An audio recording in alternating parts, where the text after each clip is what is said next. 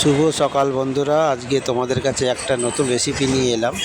সেটা হচ্ছে সজনা পাতার বড়া, মানে পকোড়াই বলতে পারো, তোমরা পকোড়াই বলি, সজনা পাতার পকোড়া।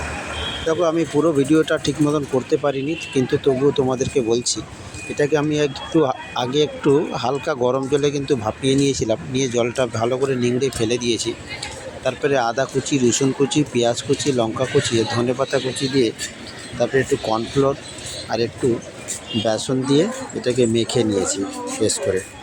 আর একটু হিং দিয়েছি, দিয়ে দেখুন এটাকে বড়া বানাচ্ছি ভেজে। কিন্তু খেতে কিন্তু অপূর্ব। সত্যিকারে তোমরা যদি একবার যদি না বানিয়ে বাড়িতে খাও, তাহলে বুঝতেই পারবে না যে এই বড়া কীভাবে লাগে, কীরকম লাগে খেতে। সত্যিকারে অপূর্ব অপূর্ব, সত্যিকারে। আমি নিজে বানিয়েছি, আমি তাই বলছি। কিন্তু তোমরা এই রেসিপিটা একবার ট্রাই করো আমার এই কথা মেনে। ঠিক আছে, তাহলে আবার নতুন ভিডিও নিয়ে হাজির হব। তো ততক্ষণ আপনারা দেখুন রেসিপিটা। যদি ভালো লাগে একটা লাইক, শেয়ার, কমেন্ট করে বলবেন কীরকম লাগলো। কিন্তু আমি খেয়ে দেখছি, দেখুন অপূর্ব, সত্যিকারে খুব ভালো লেগেছে। ওকে, সবাই ভালো থেকো। Thank you.